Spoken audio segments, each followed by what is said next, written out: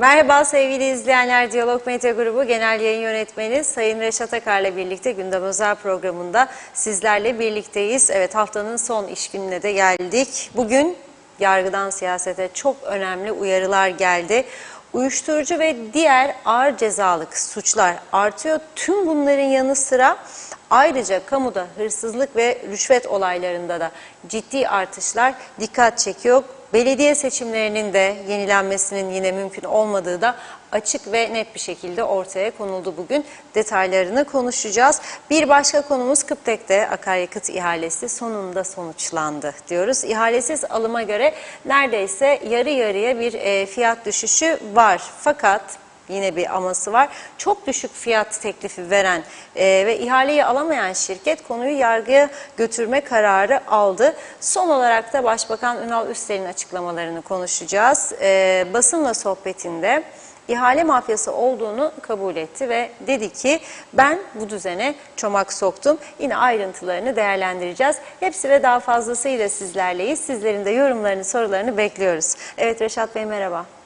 Merhabalar Funda Hanım, herkese hayırlı günler dileyerek başlayalım. Evet, bugün aslında dün konuştuklarımızın ne kadar doğru olduğu, ne kadar isabetli görüşleri sizlerle paylaştığımız, bugün Yüksek Mahkeme Başkanı Sayın Narin Şefik tarafından resmen doğrulanmış, tescil edilmiş olduğu seçimlerle ilgili olarak söylediklerimiz. Dün ne demiştik burada? UBP ile CTP anlaşsa bile yeni bir seçim tarihi konusunda Anayasa Mahkemesi tarafından düşürülmesi söz konusudur. Çünkü bir emsal vardır. O kararda diyor ki Anayasa Mahkemesi seçimlerin yapılması gereken en son tarih 26 Haziran 2022'dir.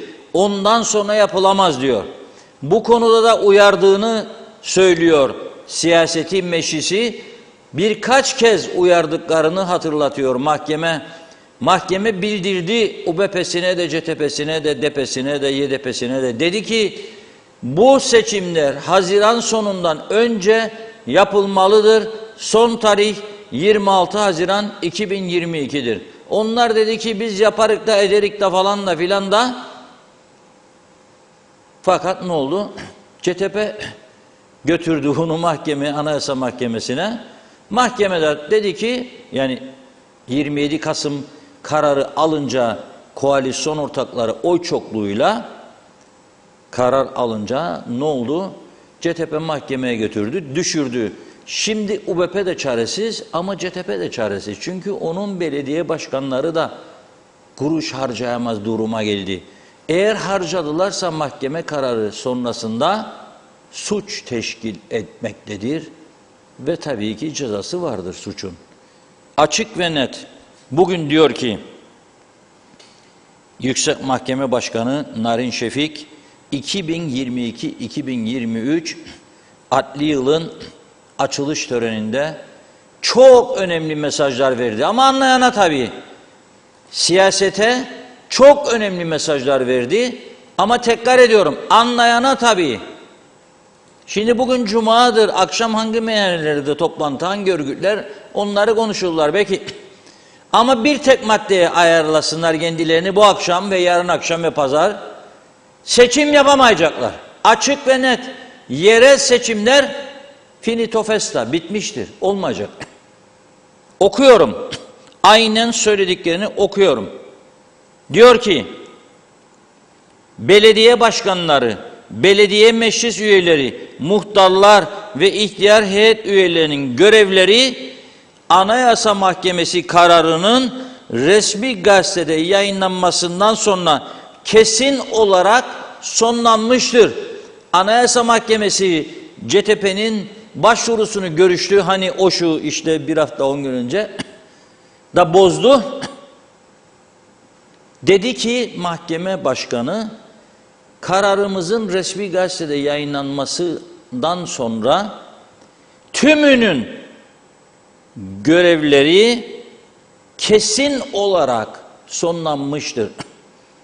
Ne muhtar kayıt kağıt verebilir, belge, mühür vurabilir, ne belediye başkanları ihaleye çıkabilir, ödeme yapabilir, ne maaş ödeyebilir, ne imza atabilir. Bu karardan sonra yapılan bütün icraatlar yasa dışıdır. Mahkeme kararına aykırılık teşkil etmektedir. Şimdi sen kararı aldın, sonra da gittin meclise oy birliğiyle yeni tarih belirledin. Belirleyemezsin diyor, devam ediyorum. Burası çok mühim. Lütfen iyi dinleyelim burasını. KKTC Anayasası'nda belirlenen şekilde bir seçim yapılması bugünden sonra mümkün değildir diyor. Tekrar ediyorum. KKTC Anayasası'nda belirlenen şekilde bir seçim yapılması bugünden sonra mümkün değildir. Yani meclisin dün hani o şu bu şu yıldırım hızıyla komiteyi topladılar. Komitede karar aldılar. Oy birliğiyle de Meclis Genel Kurulu'nda topladılar hemen bir anda. Oy birliğiyle aldılar kararı. Da o kararı aldıktan sonra da birbirlerini iğnelediler. Hani kürsüden ben haklıydım ve sen haksızdın, ben yaptıydım ve sen yapma dedin, ben gittiydim ve sen gelmediydin. Tümüne cevabını vermiştir. Bütün dün yaptıklarınız da havada bulut sen beni unut. Aldığınız meclis kararı tamamen geçersizdir. Anayasaya aykırıdır. Ve olmayacak bu seçimler. Onun için ben bir haftadır söylüyorum. Peygamber değilim tabii. Akıl var, mantık var. Mahkemenin o günkü kararını 3-4 kez okuyup insan anlar ne söylediğini. İnsan anlar o gün de dedi.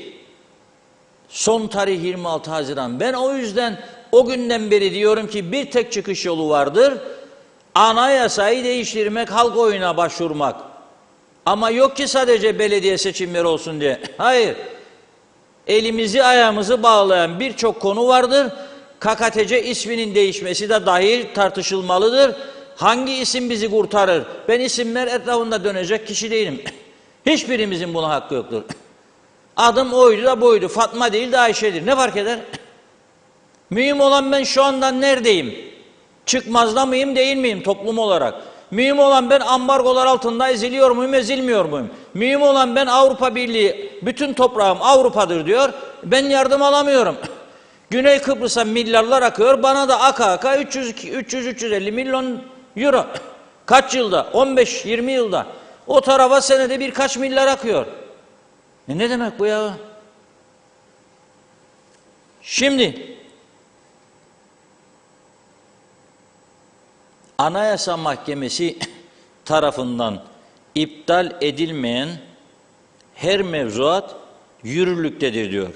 Ve bu mevzuatı halkın, yasamanın, yürütmenin ve yargının dolayısıyla YSK'nın da uygun hareket etmesi gerekmektedir. İptal edilmeyen diyor. Dolayısıyla bu iptal edilmiştir, bu seçim yapılması. Şu anda o Anayasa Mahkemesi'nin resmi gazetede yayınlandığı tarihi bizim haber müdürü Özlem Hanım şimdi bulabilir bana ben konuşurken veya Sezgin Madencioğlu. Size onun tarihini de veririm şimdi. O tarihten itibaren yapılan icraatlar anayasaya aykırıdır, mahkeme kararına aykırıdır. Geçtiğimiz salı akşamı Akdoğan'daydık. 3-4 tane muhtar vardı orada, Akdoğan'ın ve çevre köylerim. Bize dedi kaymakamlar, siz işinize devam edin de korkmayın. Bakın, yarın kaymakam der ki, ben öyle demediydim. Çekilir sıyrılır bu işin içinden. Siz kalırsınız ortada. Ha vatandaşın işleri aksayacak, öğrencilerin gayet işleri aksayacak, evet. Ama kendileri etti, kendileri çekecek. Hepimiz çekecek daha doğrusu. Hepimiz. Sen Türkiye ile protokolü ne zaman imzaladın? O protokolün içeriğinin sen ne olduğunu 20 yıldır biliyorsun. Her protokolün içinde belediyeler reformu vardır. Kamu reformu vardır. Niye sen kurultay kavgası, başkanlık kavgaları yapacağına bakanlık kavgaları, işe başlar başlamaz belediyeler reformunu getirmedin gündeme? Da bekledin seçime sayılı günler kala. Bu defa da 3 defa başbakan değişince 4 defa hatta hazırlanamadık reformu işte hükümet değişimi yüzünden kaldı. Kaldıysa çekeceydin geri. Ve tarihinde yapacaktın seçimleri. Çünkü seni uyardı. Dedi ki sana bu tarihin dışında yapamazsın. 26 Haziran son gündür. Seni uyaran da yargıdır. Ya birbirinizi dinlemezsiniz. Amirlerinize yasa dışı iş yaptırırsınız. Sonra da sıyrılırsınız aradan yargıya gidince. Amirin başı yanar. Kaç tane üst düzeyde görevli bu yüzden başı yanmıştır. O yüzden tamam kendi kendinize maslika çekebilirsiniz ama yargıya çekemezsiniz. Hukukun üstünde olamazsınız. Geçici makamlarda bulunuyorsunuz diye. Size bu uyarı yaptı, dinlemediniz. Kendi kendinize oy çokluğuyla karar aldınız, yaparak ederek dediniz. Ötekisi de gitti sizi mahkemeye verdi, düşürdü. Sonra geldi ikiniz de beraber anlaştınız. 25 Aralık'ta yapalım dediniz. O da size dedi ki yapamazsınız. Tekrar ediyorum. KKTC Anayasası'nda belirlenen şekilde bir seçim yapılması bugünden sonra mümkün değildir diyor. Yani diyor dün mecliste karar alanlara istediğiniz kadar çalın oynayın kendi kendinize hiçbir şey yapamazsınız. Aldığınız kararlar geçersizdir, anayasaya aykırıdır diyor. Belediye başkanları, belediye meclis üyeleri, muhtarlar ve ihtiyar heyeti üyelerinin görevleri Anayasa Mahkemesi kararının resmi gazetede yayınlanmasından sonra kesin olarak sonlanmıştır. Mausa Belediye Başkanı bugün Mausa'nın belediye başkanı değildir. Lefkoşa'nın Lefkoşa Belediye Başkanı değil. Güzelyurt, İskele hiçbiri şu anda belediye başkanı değildir. Onun için herkes evine. Herkes evine. Bu budur. Bunun başka şeyi yok. Hukukçulara sorsunlar, araştırsınlar. Belki 3-5 gündür yaptığım teklif çerçevesinde bir adım atarlarsa belki maaşları o şekilde öderler. Da bizi çöplerin içinde boğulmaktan kurtarırlar belki. O da nasıl? Tümü istifa eder belediye başkanları. Zaten değildir, görevde değildirler. Belediye çalışanları belediyelerden istifa eder. Onların tümünü sözleşmeli olarak alırlar Çevre Dairesi'ne, Çevre Bakanlığı'na. Sonra da derler ki Çevre Bakanlığı, hükümet karar alır veya meclisten yasa geçirir. Belediyelerin bütün mal varlıklarını devreder o Çevre Dairesi'ne. Zaten hükümet de para ödemektedir belediyelere, devlet katkısı. O devlet katkısını ne yapar? Maaşları ödemede kullanır. Oldu bitti maşallah. Bu kadar. Yapacağı başka bir şey yok. Ta ki anayasayı değiştirsinler. Anayasayı ben değiştirmem. İlla ki seçim yapacağım, yapamayacağım. Anayasayı da değiştirmek zorundasınız. Çünkü bu anayasa götürmüyor bizi bir yere. Eksikleri var çok. Tezatlar var içinde, çelişkiler var. Ne münasebet yerel seçimlere anayasa karar verecek ya. Genel seçimleri istediğinde sen hoppala zırt pırt bozan yapan bir şey olmaz. Ama yerel seçime gelince anayasa nedir bu?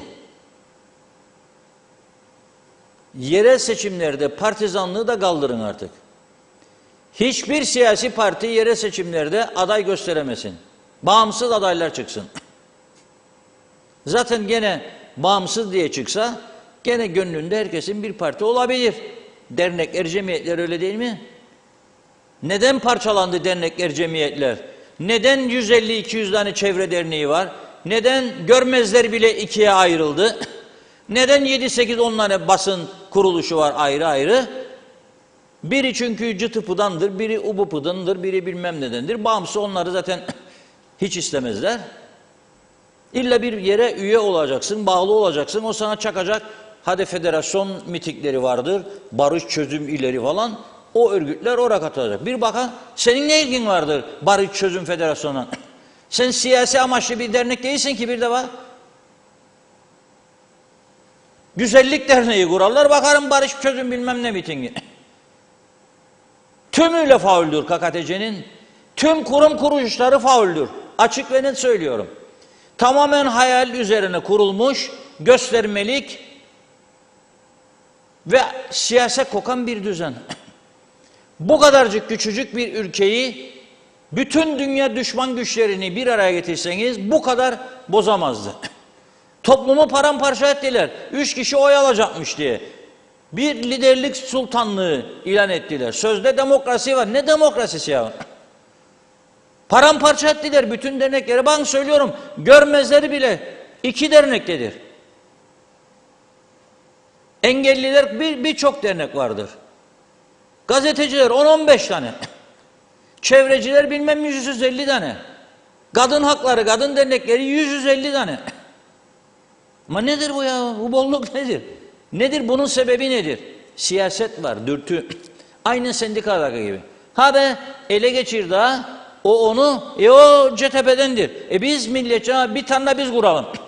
O kurar, o kurar. Şimdi bugün baktım haberlerde bir şey var.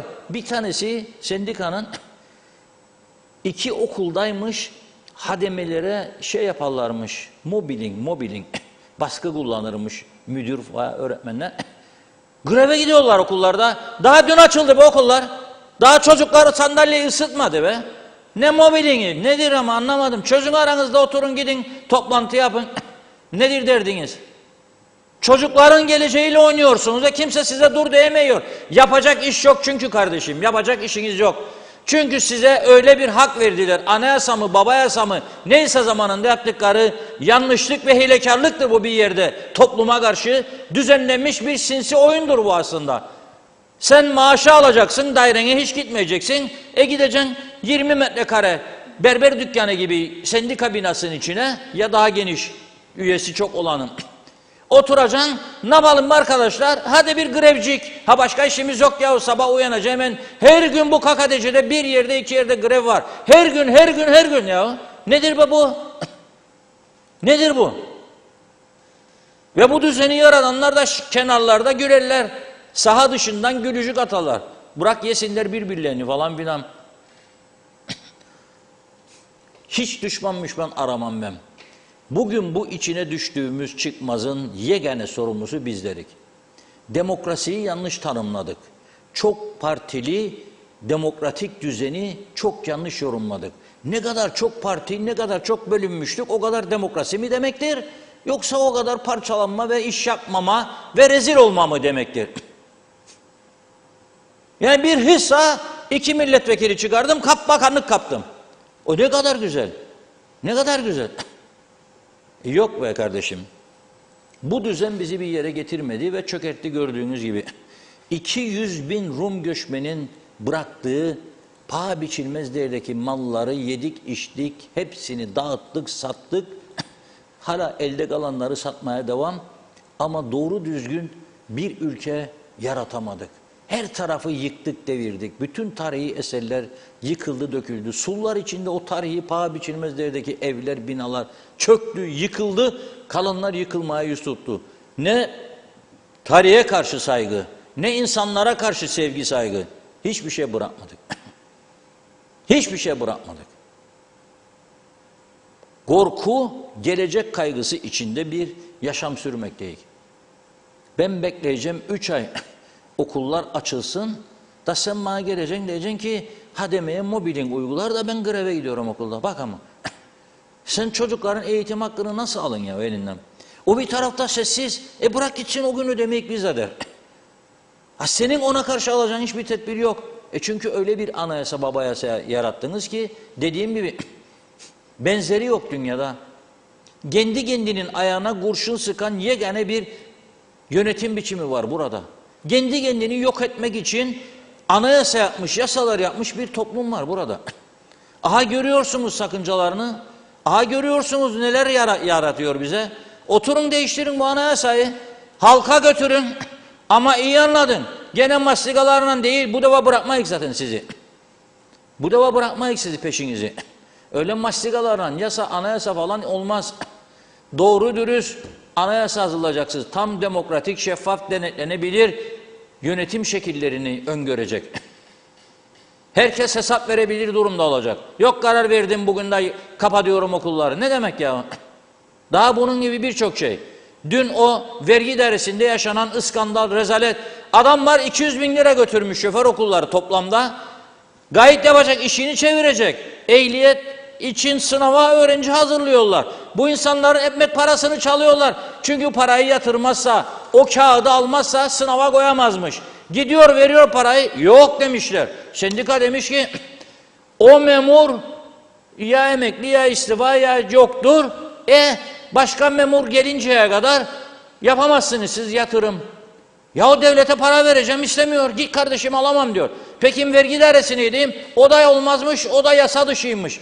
Kabul edileme. Hangi yasaya dayanarak yasa dışıdır? Hangi yasa? Hangi yasa? Ya siz dün 2 saatte yasa geçirdiniz. Anayasa aykırılığını bile bile. Da o yasa yanlışsa düzel demezsiniz. Maliyenin içinde başka dairelerde bütçe kontrolleri falan bütün gün uyuyor. 3 saat 2 saat mesai hadi eyvallah eve onlardan yardım çağıramazsınız. Siz bir vezeder oraya paralarını alsın da bu insanların işi de dönsün. Bakın bu insanlar gerile size çok fena yapacaklar ha. Zorlamayın kendilerini hukuk dışılığa. Polisle karşı karşıya getirmeyin bu zavallı insanları. Bunun gibi birçok insan. Ne demek ya bir memurmuş yokmuş da alamazmış. Öteki daireye de izin vermezmiş sendika alsınmış bak ama. Ne münasebet ya ama. Neredeyik ya ama. Burası korsan demeye bile yani zorlanıyor insan. Ne demek? Nasıl bir düzen yarattık ya bunun içinde? Ya ben para vereceğim ve sen bana diyeceksin ki devlet olarak alamam paranı çünkü sendika bana yasak koydu. Sen o zaman çekil. Sen ülkeyi yönetmiyorsun ki demek. Ülkeyi başkaları yönetiyor. Çekil oradan artık. Görevin yoktur senin. İnsanlar kendileri birbirine düştü. Müdürle çalışan şoför okulları. Bunun gibi bir rezalet. Dün araç muayeneden arıyorlar. 2,5-3 saat kuyrukta.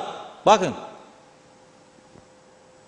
Araç ruhsat dairesinden arıyor vatandaşlar. Ana baba günü 3 saat 4 saat. Yahu ben çalışan bir insanım. Memur değildir herkes bu ülkede garantide olsun maaş. Özel sektörde çalışır. Usta gideyim de ruhsatı çıkarayım. Hadi git yarım saat. Yokka 5 saat. Yokka 4 saat. Yapamadın bugün yarın yine usta 4 saat. Adamı atarlar işten. Aynı şekilde. Ya daha neler var başka daha neler duyuyorum son birkaç gündür. Adama biri veriyor 2024'e kadar izin oturma izni. 2 sene önce. Adam gidiyor yurt dışına geliyor. Diyor ki sana 2 ay vize veriyorum. Ne 2 ay ya diyor. Aha kağıt. 2024 diyor. Yoktur benim bilgisayarıma görmem ben bunu diyor. Yoktur bilgisayarda görmem diyor. İşlemediler diyor. Kızma diyor, kızma diyor. Kadına diyor kızma diyor. Çünkü diyor senin gibi çok var yüzlerce. İzni verirler basarlar mühür ama iş unuturlar işlesinler. Bilgisayara diyorlar. O da eziyet. Nereye gideceğim? Oraya. Oraya gider o bir tarafa. Oraya gider o ayağına da gideceksin ama der. Bütün işi gücü bırak. Sabahtan akşama kadar o daire senin bu daire benim ve 1 günde 2 günde 3 günde gene işleri bitmez.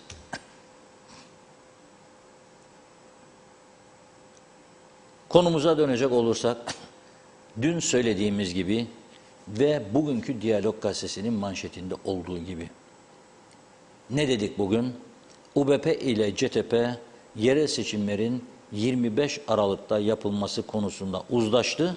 Yeni bir seçim yasası yıldırım hızıyla meclisten geçti. Ama başlığa bakın yine risk var dedik. Bir iptal kararı daha çıkabilir ara başlığıyla da anlattık olayın ne olduğunu. O yüzden söylüyorum, iyi okursanız alınan kararları, iyi bir değerlendirme yaparsanız o zaman herhangi bir hukukçudan isterseniz tabii alırsınız görüş. Ama almadan da kendi yorumunuzu doğru, sağlıklı bir şekilde yapabilirsiniz. Bu başlık bugünkü gazetedeydi ve bugün adli yılın açılışı nedeniyle Yüksek Mahkeme Başkanı ne olduğunu açıkladı. Kesinlikle diyor KKTC Anayasası'nda belirlenen şekilde bir seçim yapılması bugünden sonra mümkün değildir. Belediye başkanları, belediye meclis üyeleri, muhtarlar ve ihtiyar heyeti üyelerinin görevleri Anayasa Mahkemesi kararının resmi gazetede yayınlanmasından sonra kesin olarak sonlanmıştır. O tarih nedir? Getirdi arkadaşlar şimdi bana. Resmi gazetede yayınlanan tarih 7 Eylül 2022'dir. 7 Eylül 2022. Bugün 16 Eylül 2022. 9 gün, son 9 günde yapılan bütün işlemler mahkeme kararına aykırıdır, yasal değildir. Onun için koyun mühürü çekmeceye, kilitleyin odanızı. Tabii nöbetçiye bırakırsınız anahtarı, devletin malıdır çünkü odalar. Ve gidin eve, oturun bekleyin veya particiklerinizi zorlayın. Otursunlar, bir an önce uzasınlar, yeni bir anayasa için çalışma başlasın. Ama ben bugünkü meclisin iyi bir anayasa yapacağına inanan bir kişi de değilim, antiparantez. Yeni bir kurucu meclis oluşturup, o kurucu meclisin çıkaracağı bir anayasayı halkın benimsemesi daha iyi olur düşüncesindeyim. Yapmazlarsa o zaman başlarlar çalışmaya, destek isterler, alırlar en demokratik anayasalar hangi ülkelerde varsa, onlardan da yardım görürler, yaparlar. İngiltere anayasası olmadan yönetilen bir ülkedir. Tabii onlar bizden çok geridir, onun için anayasa yok diye sürünüyorlar, para mara da yok, hiçbir şey yok, aç susuz, batmış bitmiş, yollar çöplerden geçilmez, insanlar para alamıyor, bir şey yok, milyonlarca işsiz var. Tabii o onun içindir anayasa yok diye. Biz bu kadar refah düzeyi yüksek, her şeyimiz mükemmel, uçaklar vızır vızır gelir gider, Avustralya'dan, Sydney'den kalkar ener Ercan'a, değil mi? Buradan kalkar ener Paris Örlü Havaalanı'na. Bizim gibi bir anayasa yapmadıkları için onlar sürünür. Aslında bu KKTC için 10 sayfalık gerekli birkaç şeyi koyarsın oraya, olur anayasan. Çarşaf, çarşaf, çarşaf, çarşaf. Ondan kilitle, bundan aç, ondan kilitle, bundan aç. Sırf memleketi istediğin gibi yönetesin diye. Sen gittikten sonra ne olacak? İyi niyetli birileri gelmezse, bak şimdi ne oldum? Kör topal oldu memleket. Hadi bakalım şimdi nasıl çıkacaklar bu işin içinden? Düşünsünler. Ama en aklıma gelen benim teklif, zaten devlet onlara katkı payı veriyor, devlet payı veriyor, o payı tutacak elinde, belediyelerin bankalardaki paraları da bloke edecek, ödeyecek maaşçıkları ay sonu insanlar aç susuz kalmasın, taksitçiklerini ödesin, bir sürede dinlensinler izinli olarak devletten. Zaten her taraf çöptür. Yani 5-10 konteyner daha, birkaç bin konteyner daha döküldüğünde sokaklara ne olacak? Her taraf çöp zaten. Allah isterse yağmur da gelecek, alır götürür bir yerlerde, boş yer. Sonra bakalım, Allah kerim, amin. Evet Funda Hanım. Mesajlara geçelim. Çok teşekkür ederiz. Bugün ilgi çok yoğun. O yüzden giden mesajlar da gördü. İlk gördüğüm mesajla başlayacağım. Hasan Coşkun, zam var akaryakıta yazmış. İzzet Kahraman iyi yayınlar diliyor. Mehmet Uluçaylı da. İsmet Drangoz, rezil olduk anayasayı bilmeyen vekillerimiz demiş. Evet, İsmet Ezel yerel yöneticiler mapusa mı diyor. Hasan Nihat Erduran 1960 anayasası 63'te yerle yeksan edildi. Fakat biz olmadan hala tanınır. Bizse anayasamız referandumu olduğu halde izole, ulaşımsız ve ambargoluyuz. Bu insanlık suçu diyor. Ekmeğimizle oynamaktadır. Birleşmiş Milletler'in misyonu bizi batırmak değildir. Sayın Guterres protesto ediyorum diyor, hukukçuları, basını, vekilleri, sendikaları vesaire mücadeleye davet ederim demiş. Mehmet Kurtulmuş selamlar, sağlıklı, hayırlı günler, hayırlı cumalar. Allah'ım sizlere iyilik, sağlık versin. İyi ki varsınız en büyük TV 2020 diyor. Teşekkür ederiz hepimize.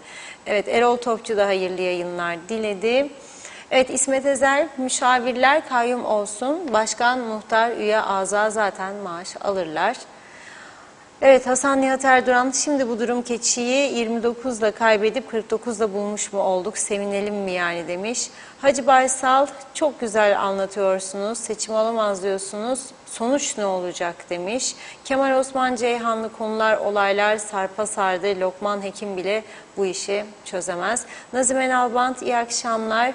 Evet, sizlerden ayrı kalamıyoruz diyor. Tarafsız haberlerinizi dinliyorum. Yine haftamızın son cuma gününde herkese sevdiklerime mutlu güzel cumalar.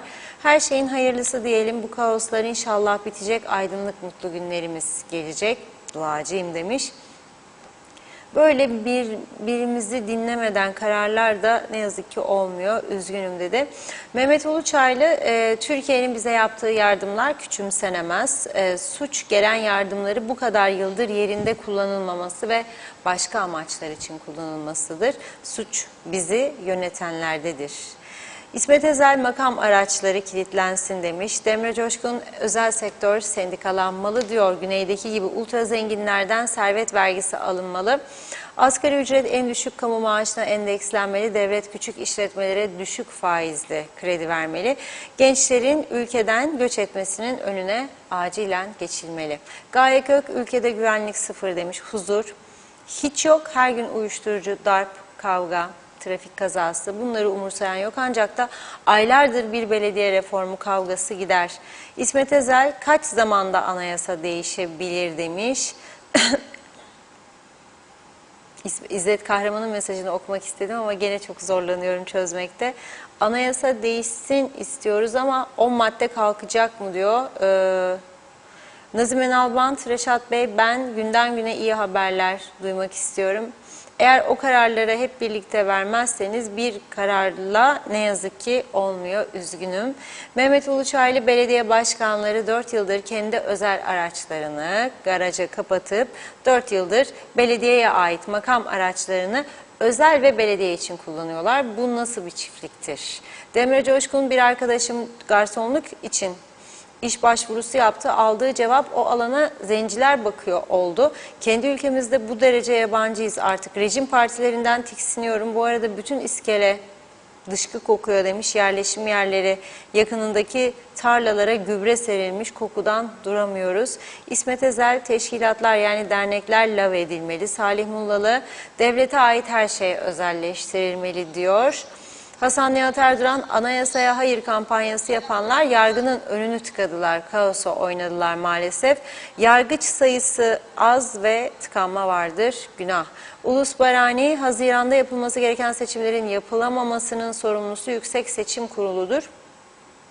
Yüksek Seçim Kurulu partileri uyardım deyip işin içinden çıkamaz. Seçimlerin en üst makamı olan Yüksek Seçim Kurulu, iktidar partilerinin Kasım tarihini aldıktan sonra tokmağa vurup partilere bu seçimin Kasım ayında yapılamayacağına karar verin.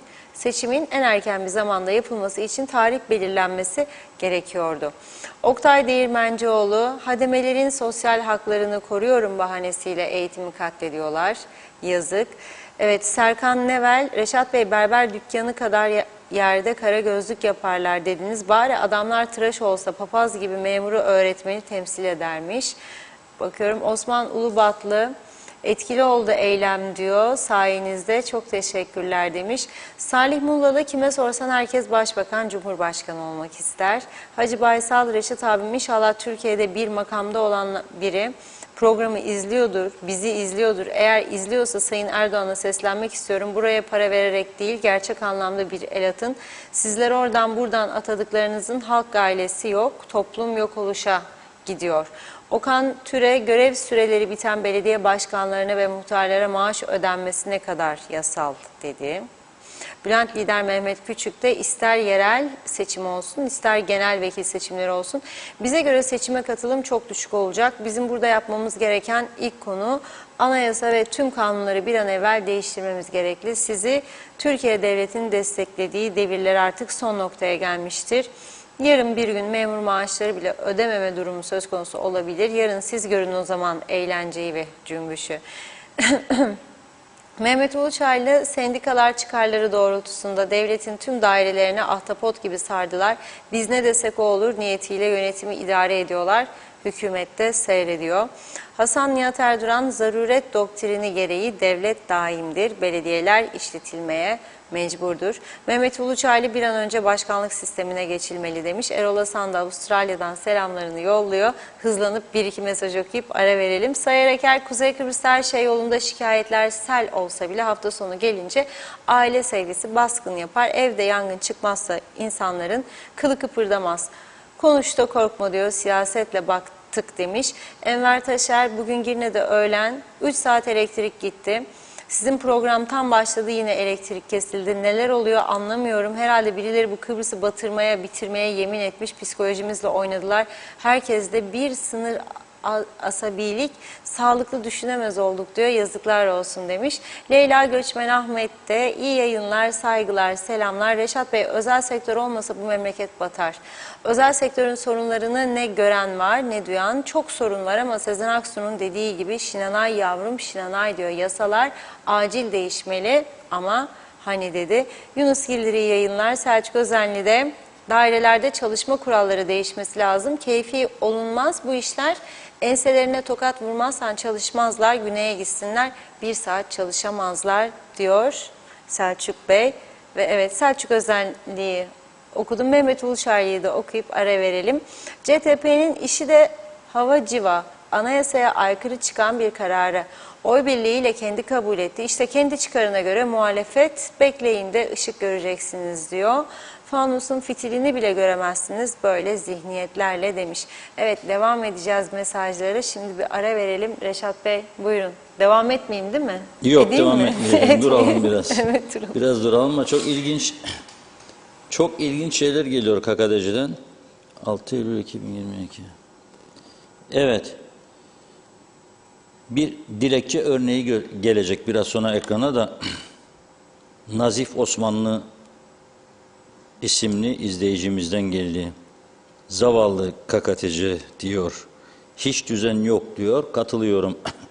Şimdi bazı izleyiciler vardır. Bilmiyorum kimleri düşünerek öyle iğnecikler sokmaya çalışır. Normaldir, alışkanlık, bunlara sorun değil. Türkiye'de mi talimat aldık da anayasayı değiştirmek isterik? Bana ne? Ben ne talimat alacağım? Ben işimde gücümde bir adamım. Türkiye'den talimat alarak yaşamam ben. Hiç kimseden. Kendi işimi yaparım, kendi alın terimden ekmek paramı çıkarım, mesleğimi icra ederim. Niye birinden talimat alayım ki? Yani ülkenin yanlışlarını söylemek, birilerinden talimat almak mı demektir? Ülkemin bozuk zamanında anayasasını düzeltmesini istemek, birinden talimat almak mıdır? Ya her şeyde bir şey arıyorsunuz. Batmış bir devlet kuruluşunu özelleştirme dendiği anda peşkeş peşkeş. Alın ha! Alın bunu uzatın, uyun. Elektrik kurumu ne güzel. Faturalar geldiğinde bas bas bağırma. Düzelmesini istendiği zaman da peşkeş peşkeş. Hadi. Aha düzen sana. Buyur. Buyur. Anayasa, bu anayasanın çelişkileri her geçen gün ortaya çıkıyor. Ben diyorum ki niye anayasaya koydun ya? Sen belediye seçimine de gene seçimleri koymadın mesela. Yanlışlık var, düzeldilsin diyorum burada. Her milletvekili olanın bakan kavgasının durması gerekir diyorum. Size göre öyle değil mi yani? Milletvekili, bakan olmak için milletvekili olmuyor mu bu insanlar yahu? 50'şer bin lirayı daha seçime girmeden neden verirler partilerine? Milletvekili olacak, bakan olacak ve bakacak sağa sola diye veriyor. Öyleyse bir madde daha okuyayım. İyi yerleştirelim kafamıza. Gene Yüksek Mahkeme Başkanı bugün diyor ki, iyi dinleyin lütfen ha. KKTC'de diyor, 2019 yılında kamu görevlisinin diyor hırsızlığı veya rüşvet meselesi ya görevini kötüye kullanma sadece bir kişiydi diyor. 2019, daha 3 yılda bakın neler oldu. Şimdi diyor 2021'de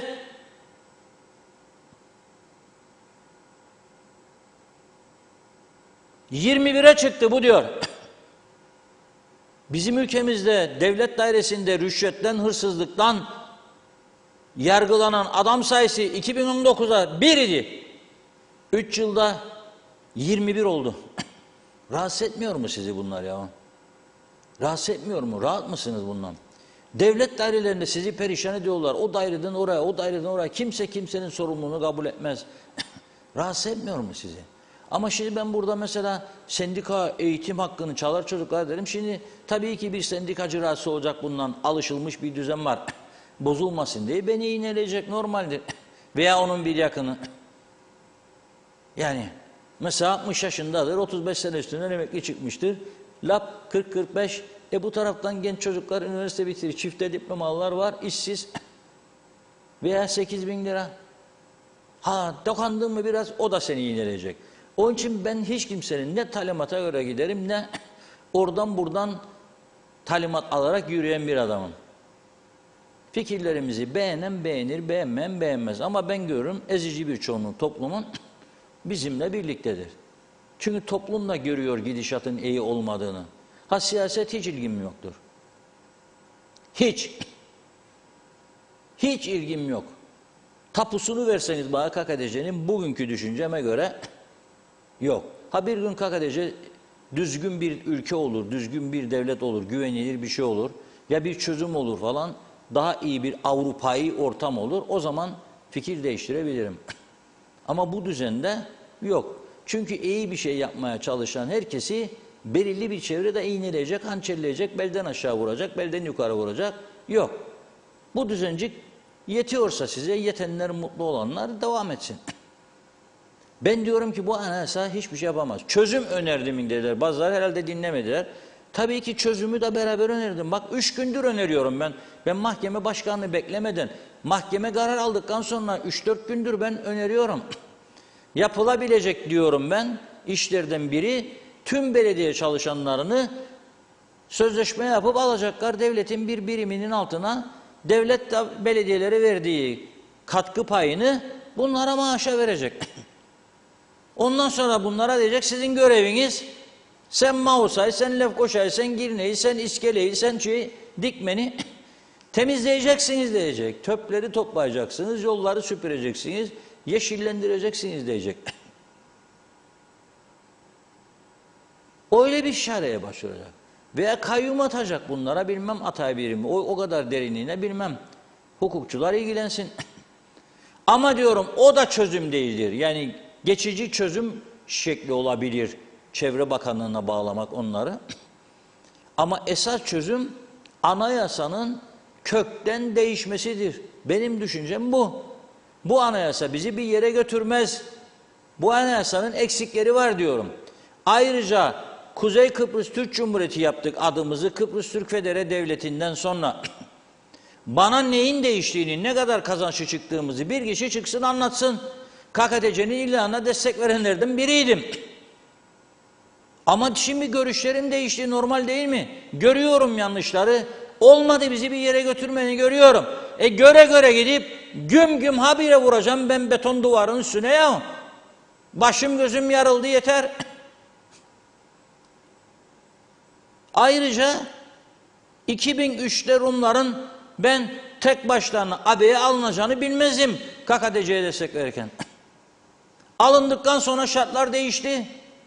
Ayrıca ben gene KKTC'yi yönettiğini iddia edenlerin Türkiye ile birlikte gidip İslam konferansına Kıbrıs Türk Devleti sıfatını kabul edeceklerini bilmezdim. Ben zannederdim ki Kuzey Kıbrıs Türk Cumhuriyeti, Pakistan hazır, Bangladeş hazır dediler bize o zaman. Azerbaycan hazır geldi geliyor dediler. Ama hiçbiri gelmedi gördüğünüz gibi. Olan Kıbrıs Türk halkına oluyor. Ambargolar altında eziliyor. Avrupa Birliği'nden hak ettiği yardımları alamıyor. Bir tarafa 150 milyar euro son 15-20 senede, bir tarafa 340 milyon. Adalet mi bu? Nasıl kalkınacak biz? Nasıl yeni mezbahalar yaratacak onların yarattığı gibi Avrupa'yı standartlarda?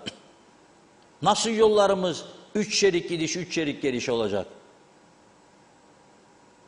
Tabii bu mevcut siyaset sisteminde paraya boğsalar da bizi bu kafalarla biz 3 şerit yapamayız, o ayrı mesele. 2 şeridi 15 senedir Girne Alsancak yapama. 2 tane istimlağı 15 senede çözemez. Şimdi hallediyoruz, yarın oluyor, karar aldık, yürüyoruz, maliye, bloke, yalan dolan. 8 tane Ulaştırma Bakanı geçti, hepsi de attı tuttu. Atmazson tutmazson. Bunlardan numara birik. Sonunda Tolga Atakan daha ciddi çıktı, başlattı, o da yarım kaldı. Para bitince durdu. Yeni ihaleye çıkılamıyor. Hiçbir müteahhit bütün genel ihalelere girmiyor. Çünkü Türk parası değer kaybediyor. İhale şartnamelerinde onlara kaybettiği oranda, değer kaybettiği oranda ekstra ödeme güvencesi verilmiyor. Verilmediği için de böyle oluyor meseleler. Seçimleri anlaştık, bitti. Kamudaki rüşvet, hırsızlık, soygunları söyledim. Azdır değil mi? 221, 210 olması lazım. Yani 3 senede 19'dan 22'ye 21 olduysa 2022'ye 10 senede önümüzdeki 10 sene 2100 olursa normaldir. Nüfusa göre ve şeylere göre, şartlara göre. Kemal Sunal'ın bir filmi vardı biliyorsunuz değil mi? Çekmeceyi çeker, defterin arasını açar, vatandaşa der, önce koyacaksın der. Ondan sonra bakacak senin yol işine falan der. Belediye başkanı seçildikten sonra. Şimdi belediye başkanımız böyle yapar demiyorum karışmasın iş. Kamudaki rüşvet, yolsuzluk, hırsızlıklardan söz ediyor. Yüksek Mahkeme Başkanı, ben değil, ayırmış ve söylemiş bunu. 2019'da 310, 2020'de 322, 2021'de 314 uyuşturucu davası. Patladı memleket, patladı. Bunlar yakalananlardır ha. Polis yetişemiyor. Yani bunlar normalin çok altıdır. Çok çok altı. Bunlar öyle büyük uyuşturucu olaylarında ihbar olduğunda yakalananlardır veya polis huzur operasyonu yaptığında arabada bir köşesinde bulduğu zaman ortaya çıkanlardır. Tabii bu bilinmeyenler çok daha fazladır. Çünkü polis yok denetlesin yeterince. Çok eksiği var polisin. Denetleyemiyorlar. Aletleri yok. Teknolojiden çok uzak polis. Eski şartlar değişti artık. Dünya teknolojiyle gidiyor. Bizim polisimizin çok alet ihtiyacı var. Teknolojik olarak takviye ihtiyacı var. Metehandaki bilgisayarların bile sürekli çöktüğünü söyledim size. Şaka etmiyorum ya. Konuşuyorum, öğreniyorum ama söylüyorum. Sürekli çöküyor. Yenilenmesi lazım. Bakalım dermiş maliye. Para yok. Neyse o mektup geldiyse rejiye, arkadaşa hazırlasınlar da şimdi ona geleceğim. Mektup. Lefke'de bir mahkeme binası var. Gene Yüksek Mahkeme 3-4 sene önce uyardı. Dedi ki bu mahkeme binası tehlike arz ediyor dedi. Tamir edilmesi lazım. Eğer etmezseniz kapatacağım dedi mahkeme başkanı. Bu binayı. Kapatacağım dedi. Hiç kimse umursamadı. Tamir etmediler. 2 yıl önce galiba ya 3 yıl önce kapattı. Taşıdı Güzelyurt'a. Bu da Lefke halkı. Bizim tarihi mahkememizi de kapattılar. Bilmem ne protesto şu bu. Sonra anayasaya değişiklik ihtiyacı doğdu. Yargıç sayısını da yasaklıyormuş bu bizim anayasa. 1983'te kaç tane suçlu aradı? Keşke ona da değinseydi bugün mahkeme başkanı. 10 tane yüksek mahkeme yargıcı koydular mesela ya 8'dir tam emin değilim. O dönem artıramazsınız ha dedi bunu dedi. Bu zaman içinde emekli çıkacak yerine koymam lazım. Zaman içinde suçlar artacak, nüfus artacak. Nasıl artıracağım sayı? Koydu kilitledi mahkemeyi. Ve anayasanın o maddesinin değişmesini sağlayamadık. 2 seçim çünkü halka anlatmadılar. 1, Lefkeliler boykot etti. 2, mahkeme binası. Neden dedim mahkeme binanızın yenilenmesi için eylem yapmadınız siz bugüne kadar? O çürük binanın içinde fareler koşturuyor, yıkılacak. Yargıçların başına, sizin başınıza hiç mi umursamazsınız yahu? Neyse. Lefkoşa'yı bilenler bilir. Eski polis binalarına bilenler bilir. İngiliz döneminden kalma tarihi bir bina var orada. Tarihi bir bina var. Polis binaları. Polis modern binalara geçince de boşalttı oralarını. 21 Eylül 2016'da ihaleye çıkmışlar. Tabii dediler size verecek yargıya, çünkü yargı sığmıyor. Dedim ya, dosyalar patladı.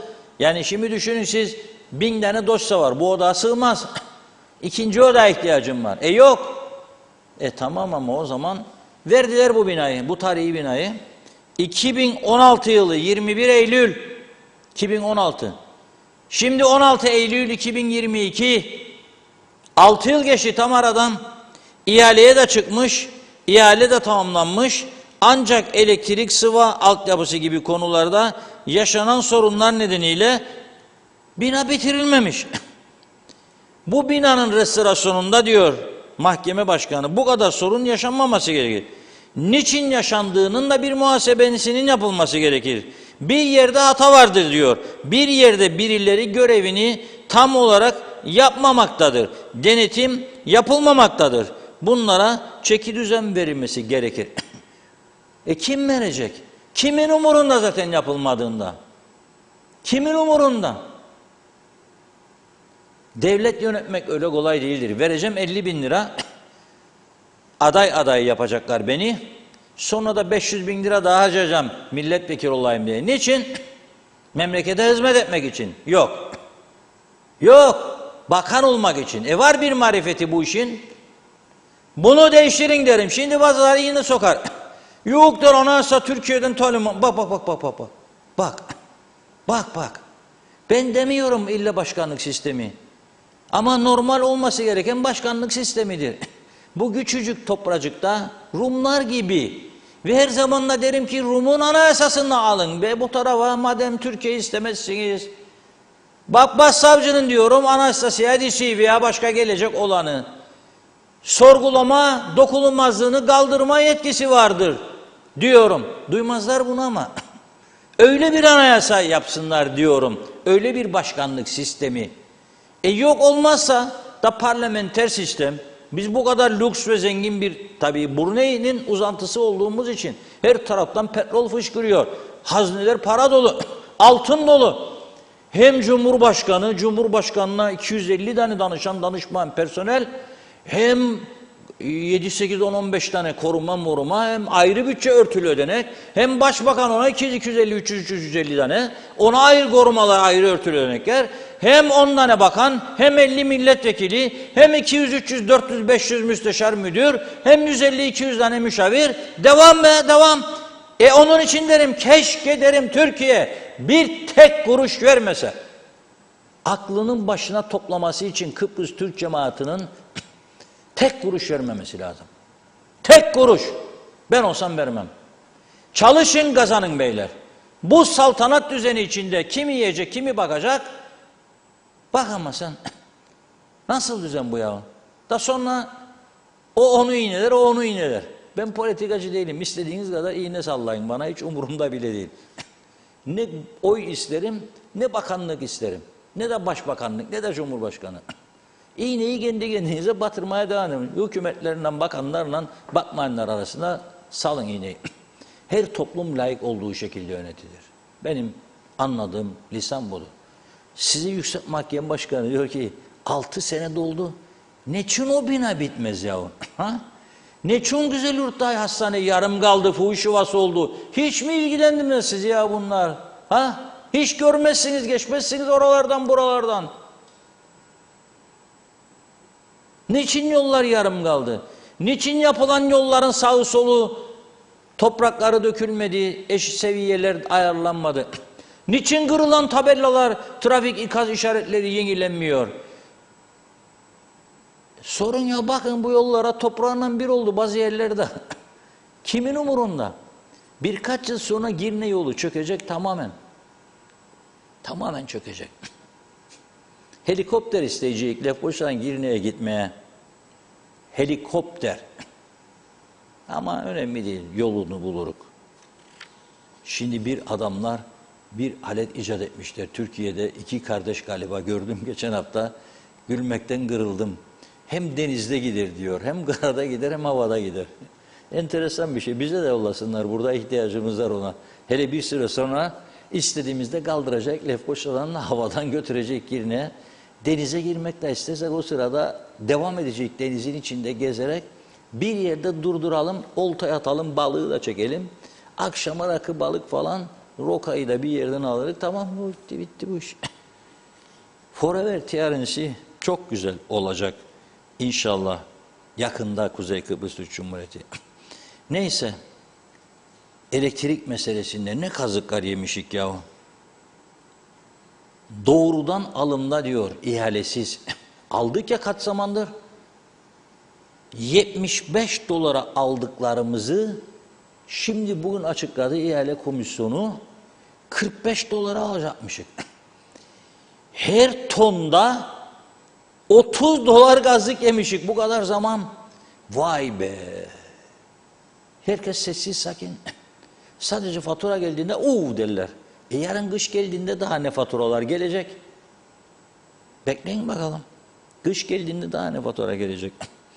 Şimdi 7 firma katılmış. İlk 3'ünü elediler. Sonra 4 bırakmışlar. Diyor ki Kıptek için gerekli diyor 200 bin metrik ton akaryakıt temini ve taşıması için yapılan pazarlık usulü ihaleyi ton başına 45 Amerikan doları teklif veren İçkale Petrol kazandı. Kimdir bu İçkale bilmiyorum. Sülem Sistem Elektrik Limited Direktörü Süleyman Paşa ise o da 19 dolar vermiş. 19 dolar teklif verdi ama kaybetti ihaleyi. İhaleyi kaybetti. Demişler ki çekileceksiniz siz bu ihaleden demişler.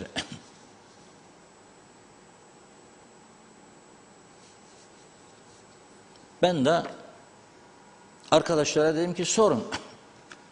19'dan 45 arasında dağlar kadar fark var ya. Neçun dedim bu kadar fark var arada. 19 dolar ile 45 dolar arasında bir yanlışlık olmalı. Nihayet ilgili şirketin yetkilisi bugün basına açıklama yapmış. Arkadaşlarımız da gitti. O açıklamaları şimdi sizlere yansıtıyoruz kısaca iddiasını.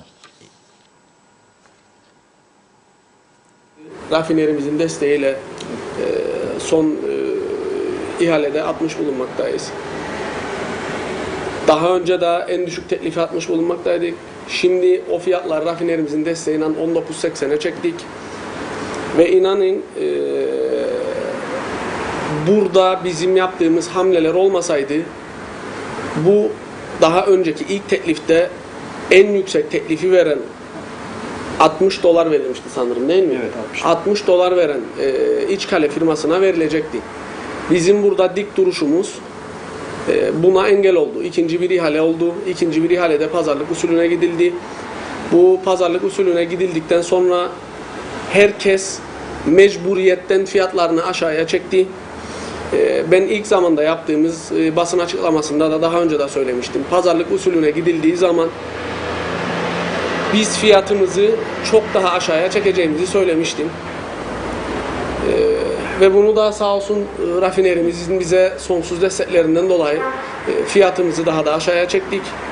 Halkımız için, Kıbrıs Türk halkı için hepimiz evlerimize elektrik paralarını öderken fahiş paralar öderik, iş yerlerimize fahiş paralar öderik. Sırf bunları daha aza indirme adına bu şekilde bir hareket yaptık. Doğru bir karar alındığına inanmıyorum ben. Bugünkü Merkezi İhale Komisyonu'nun verdiği kararın doğru olduğuna inanmıyorum. Yani yargıya gideceğiz, yargı yoluna gideceğiz ve bu yargı yolunda da sonuna kadar savaşımızı vereceğiz. Karar her ne olursa olsun hiç fark etmez. Biz hafta başı gerekçeyi alacağız. Gerekçeyi aldıktan hemen sonra da ara emrine başvuracağız.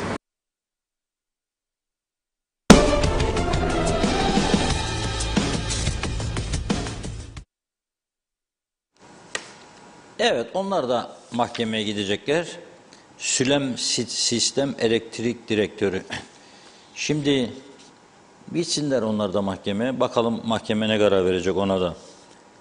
Başbakan Ünal Üstel bu sabah saat 09.30'da, tabii sirenler falan çalmazdı normal bir gün, basın mensuplarıyla üst düzeyde bir kahvaltılı toplantı gerçekleştirdi. Bizi temsilen televizyon müdürümüz Sezgin Madencioğlu da oradaydı. Sohbet etti gazetecilerle başbakan ve samimi ve içtenlikle düşüncelerini aktardı. Dedi ki, Kıptek'e pahalı yakıt satılmasına yönelik sorular üzerine çete var, ihale mafyası var yorumlarını doğrulamış.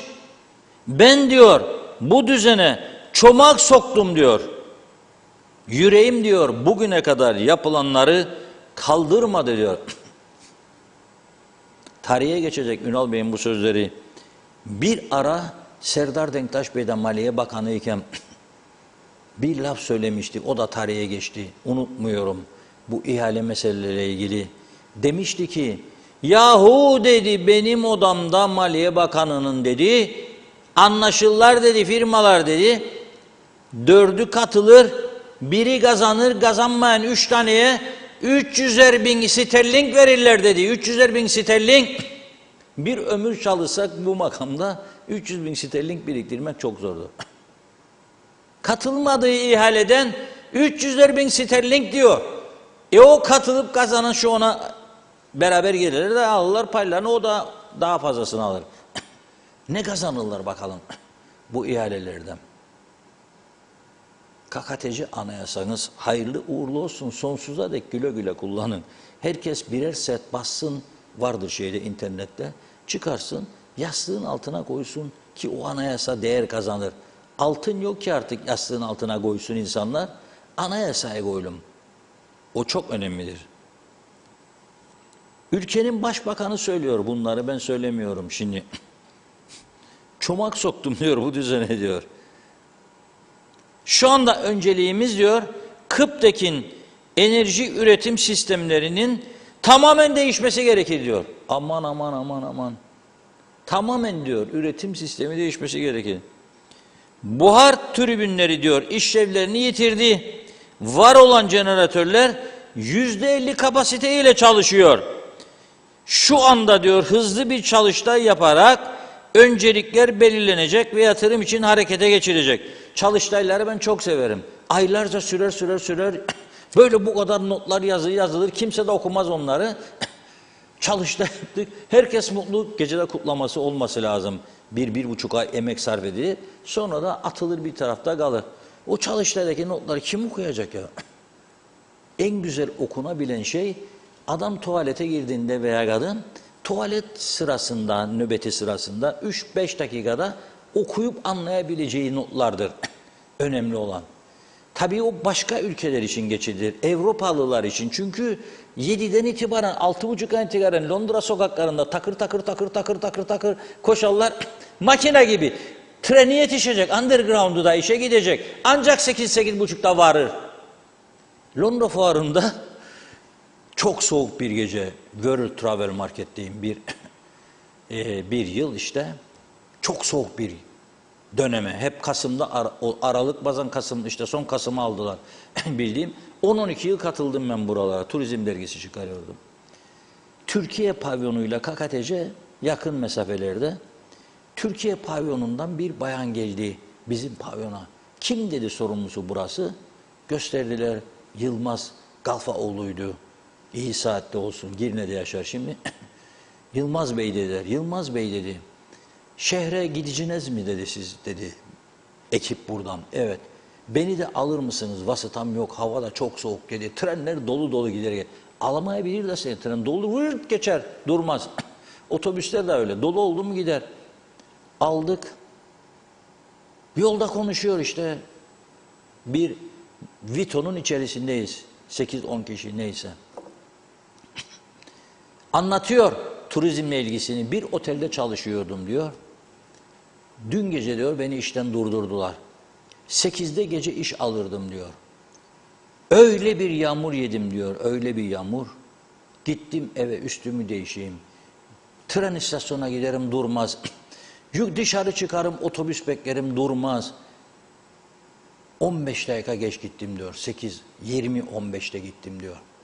Şef demiş ki geri evine. Neden? Senin arkadaşının hakkını yedin demiş. İşte tren otobüs. Onun tren otobüs de kaçtı demiş. Gideceği yere. Hakkın yoktu. Ona göre tedbirini alacaktın. Şimdi tabii bu insanlar onun için derim tuvalet saatinde okumayı tercih ve anlaması lazım ki ona göre belirleyecek şeyini, yapacağı işlerin gündemini. Bizde çalıştay. Hücum devlet dairelerinden resmi hizmet araçları gider gelir toplantı yerlerine. O kurum bu kuruluş herkes işini gücünü bırakır. Laflar söylenir her kafadan bir ses falan sonra toparlanır. Böyle kitaplar basılır, dağıtılır, orada kalır. Onun için ben çalıştay dendi mi bana unut gitsin Süleyman derim. Unut gitsin. Neyse bu da olacak. Elektrik kurumunun ne istediğini bilmez miyik ya o da çalıştay yapacak. Bu şey çökmüştür. Bu Kıptek dedikleri. Gereğinden çok fazla personeli var. Gereğinden çok fazla haklar dağıtıldı. İhaleler sen söylüyorsun. Bugün ihale komisyonu başkanı söylüyor. İhalesiz 70'ten aldılar. Şimdi düştük 45'e diyor. Kaçtan kaç almış? Neyse ya yani söylüyor işte kendileri söylüyor. Kaçtan kaça düştüğünü. İyi bir pazarlık yaptık diyor. 75 dolardan 45'e düştük diyor. 75 dolar alırlardı bu kadar zamandır ihalesiz yöntemle. Kim verecek bunun hesabını şimdi? 30 dolar her ton başına fazla para gitti. Nereden çıkarıyorlar parayı işte? Tahmin edersiniz. Devam ediyorum. Bu şartlarda diyor en ucuz üretim Aksa tarafından yapılır diyor. Aksa diyor hem Rum tarafından hem de Kıptek'ten daha ucuza üretim yapıyor. Aksa'nın sattığı elektrik diyor bize diyor Kıptek'in maliyetinin neredeyse yarısı diyor. Gelinen nokta budur diyor. Ama diyor bizim hedefimiz Türkiye'den kablo ile elektrik getirilmesidir. Bunu diyor bu niyetimi diyor Türkiye'nin yetkilileriyle paylaşacağım diyor. Bunu da çok duyduk.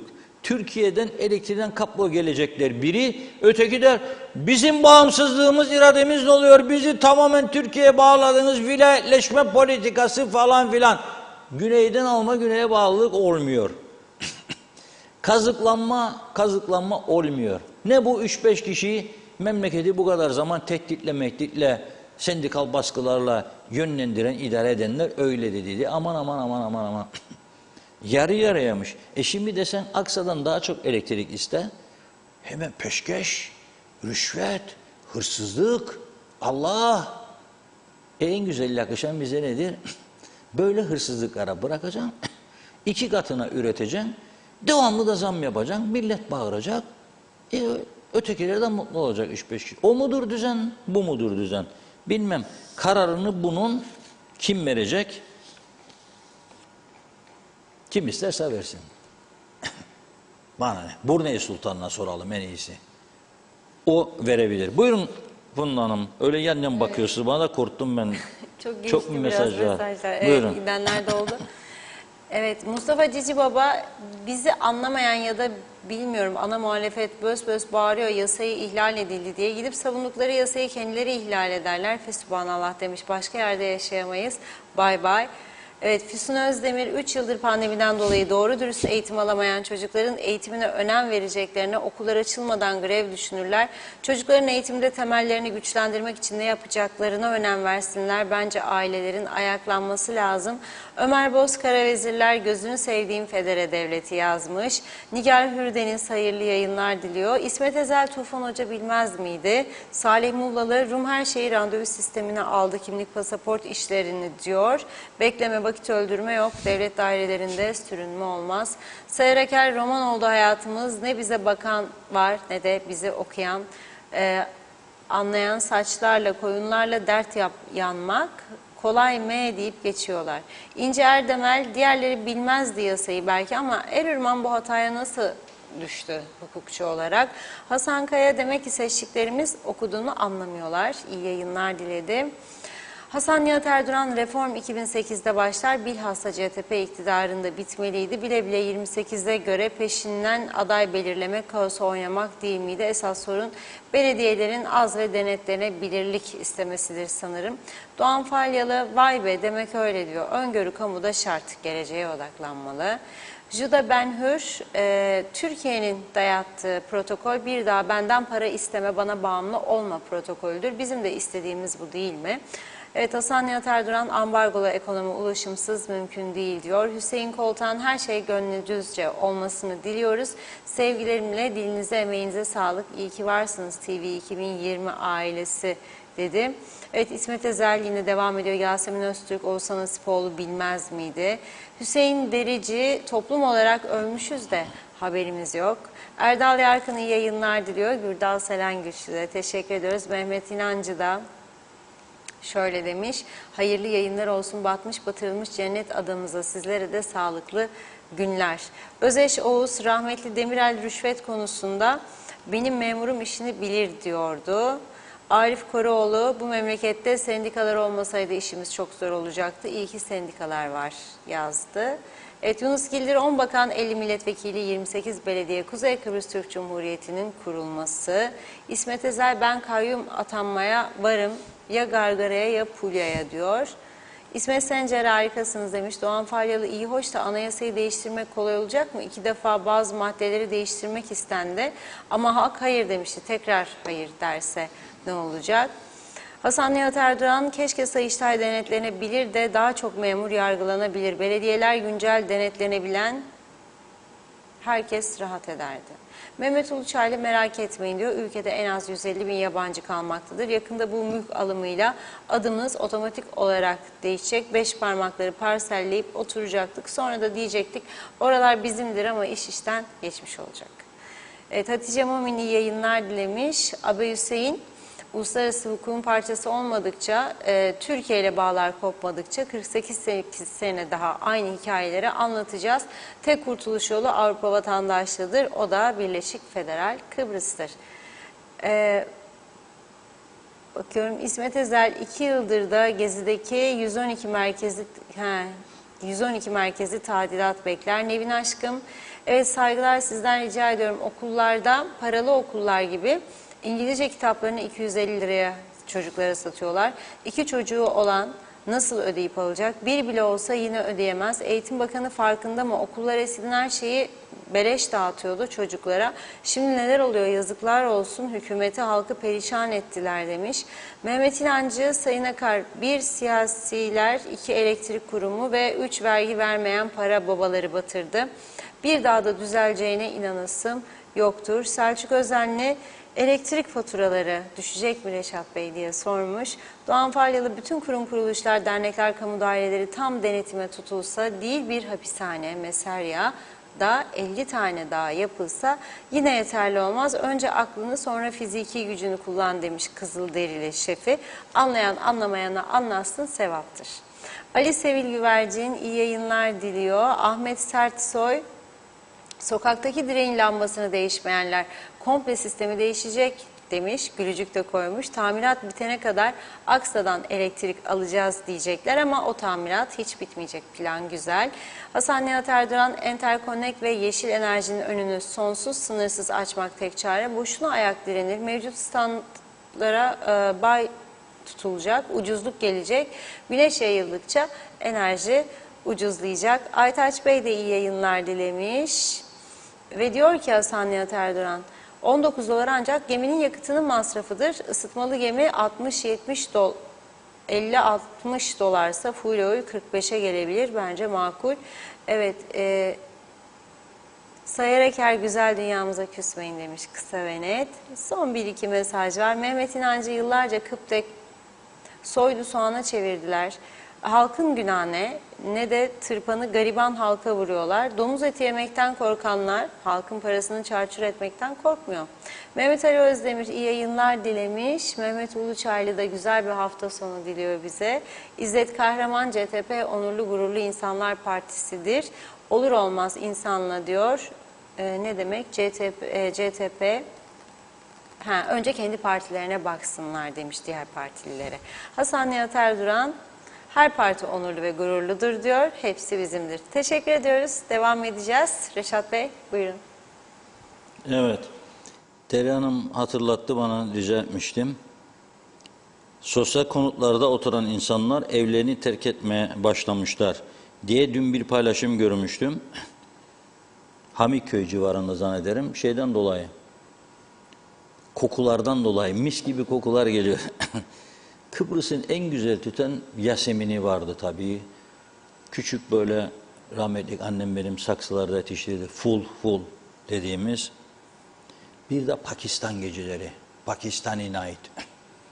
Öyle uzaktan bir tane olsa Pakistan geceleri size gelsin, böyle bir 100 metre, 50 metre mesafeden, çok yakın olursa alerjiye yol açabilir. Süper olur. Kokusu çok güzel. Ama şimdi o değil, dışkı kokularıyla boğuşuyor insanlar. Nihayet bizimkiler bir firmanın üstüne attılardı yükü. Benden de beklemişlerdi konuşayım, esim verdi. Yahu ben araştırma yapmadım. Ne olduğunu bilmiyorum. Nasıl şimdi o firmayı hedef alacağım? Ve yalanınız çıkarsa ne olacak? Benim itibarım ne olacak? Önce bir araştıralım dedik. Ertesi günü biz araştırıp sonuç alıncaya kadar Rum basını yazdı. Meğer Rum'un birisi tonlarca hayvan gübresini, dışkısını götürüp Yeşilhat boyunca dökmüş, Haspolat'tan başlayıp ovalara. Da orada havalanacak, sonra kullanacak. Meğer Rum tarafında Lefkoşa'nın bir kısmını, bizim tarafı da kokuya boğan mesele buymuş. Ama bizim tarafta bununla da ilgili bir açıklama yapmadı. Ne belediyeler, ne hükümetler, ne Çevre Bakanlığı, adı var kendi yok. Hiç kimseden bir şey yok. Şimdi herkes dünden itibaren zafer hazırlığına başladı. 25 Aralık, çifte Noel, Christmas, belediye zaferi de. Şimdi bu tumba oldu. Bakalım yarın ne yapacaklar bilmiyorum. Bütün işlerini, güçlerini bırakıp, oturup nasıl çıkacaklar bu kendilerinin bozduğu, yıktığı düzenin içinden? Bunu hesaplamaya başlasınlar. Mahkemelerden bahsederken bugün yeni adli yılın başlaması dolayısıyla Lefkoşa Polis Müdürü Ahmet Beşerler'de Lefkoşa Polis Müdürlüğü sorumluluk alanı içerisinde 1 Ocak 2022'den 16 Eylül 2022 tarihine kadar 951 adet cürüm tazmin edildi. Tanzim. Türkçe'de zorluklar var. Tazmin etmek değil, tanzim, düzenlemek. Tanzim edildiğini belirtmiş. Bunun 540 adeti mahkemeye sevk edildi. Ağır suç var be arkadaşlar. İyi dinleyin. Ocak'tan 16 Eylül'e kadar 951 tane ağır suç var. Afrodit'in aşk adasıydı. Burası cennet ada. Ne hale geldik? Ona bakın da bırakın iğnelemeyi, onu bunu. Memleketin düzelmesi için çırpınanları iğneleyeceksin de oturduğun yerde zannettin rahatçık olacaksın. Akşama meyhane hesapçık, karın mangalcık. Yarın senin kapını da çalacak.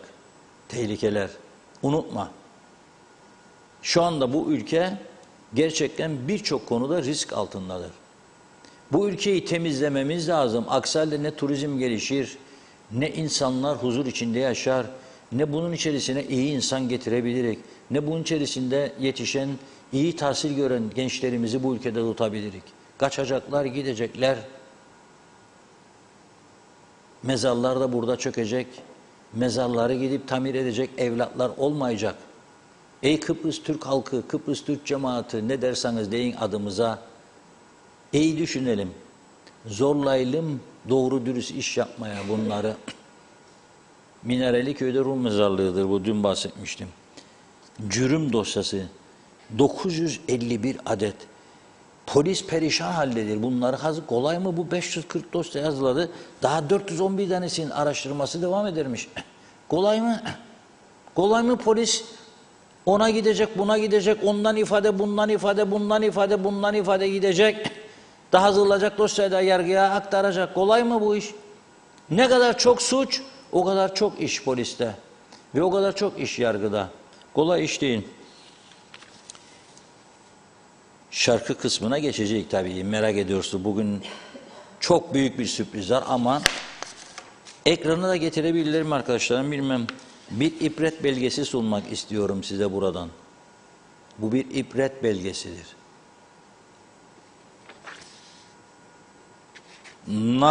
Nezif Osmanlı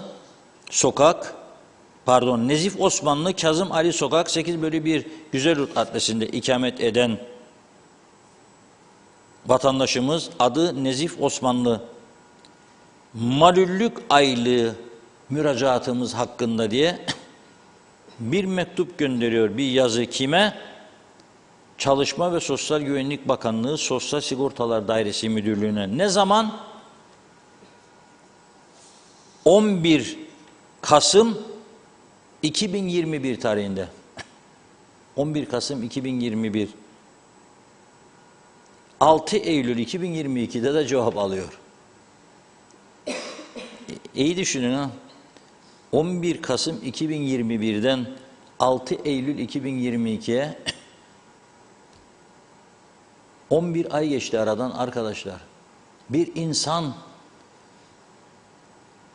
devletin bir kurumuna başvuruyor ve ondan 11 ay sonra cevap alıyor.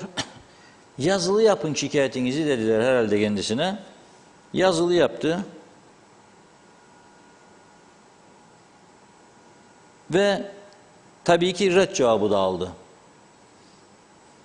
Red cevabı da aldı. Ama 11 ay gecikmeli. Başka ülkede tabii böyle şeyler olmaz. En fazla 2 haftada sana cevabı gelir. Öyle veya böyle. Ama bizde böyle değildir maalesef. Onun için üzmeyelim kendimizi. Güzel günler var yarınlarda. Yarınlar bizim diye bir şarkı vardı biliyorsunuz. Yarınlar bizim olacak inşallah güzel güzel. Bu şekilde bu sistemciklerimizi de sürdürelim ama bozmayalım. Her şeye rağmen iyi. Bak şeftali devam etmez mi bir şekilde? Yani terk bulamadığımızda buradan Rum'dan alır gelirik. Çünkü onlar bizim kadar şeftalicik yemezler. Biz çok severik şeftaliciyi. Akşam böyle masalara gelsin.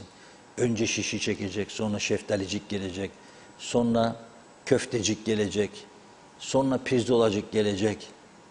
Arada makarna bullicik de getirirler şimdi pazara. Bir şişe de içki, sonra garp gümbada gümba. Tabii bir de hesaba geldiğinde sıra güm eder. Yiyeceksin içeceksin, hele bilek istiyorsan kişi başı 800-900 geldiğinde bağırmayacaksın. Çifte kalp atışı başlar. Ona göre dengelemek lazım. Gelsin şarkımız.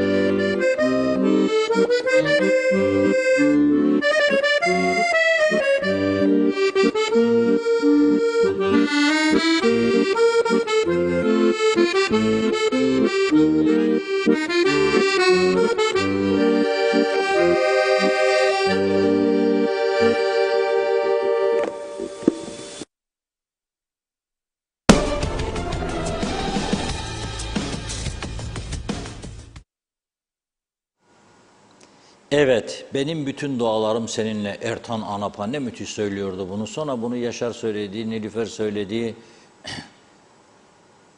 Alpay söyledi. Benim en çok sevdiğim şarkılardan biridir. Historia de un amor. Evet, çok güzel bir şarkı. Julio Iglesias. Vallahi tavsiye ederim. YouTube'a girin, dinleyin. Çok güzel. Biz de diyelim ki bütün dualarımız bizim memleketimiz için, Kuzey Kıbrıs Türk Cumhuriyeti için, forever olması için. İki eşit egemen devleti savunmaya gidiyor Cumhurbaşkanımız New York'a. Orada görüşme yok. Görüşebilecekleriyle konuşacak. Ha aman inşallah. Öyle sakın ha devletin itibarını düşürerek. Bakın Anastasiadis özel uçakla gidiyor. Yunanistan 3 uçağından birini ona verdi. Türkiye'de 30-40 uçak var. Şimdi belki 50 uçak devlet uçağı. Tatar Bey'e bir tane verirler mi bilmem. Ama vermezlerse hiç olmazsa böyle şanımıza yarışır bir şekilde Cumhurbaşkanlığı ve dış işlerinden böyle bir 30-40 kişilik bir heyetle gidelim. Yürürken Birleşmiş Milletler koridorlarında böyle görsünler bir 40-50 kişi gidiyor koşa koşa. Nereye? Haklı davamızı anlatmaya. Evet, çok güzel günler diliyorum. Bugün Cuma, hayırlısıyla haftanın son iş gününü tamamladık. Önümüzdeki hafta inşallah yine birlikte oluruz. Birkaç gün olamazsak, o şimdiden söylemiş olayım, olamayabiliriz. Olamazsak anlayın ki dinlenmeye ihtiyacı vardır. Biraz kafayı dinlemesi lazım bu arkadaşların da. Hiç ara vermedim ben çünkü yıllardır. Onun için görüşeceğiz inşallah. Evet. Ağzınıza sağlık. Çok teşekkür ederek programımızı bugünlük burada noktalıyoruz. Ben de yeniden görüşünceye dek hoşça kalın diliyorum. İyi akşamlar.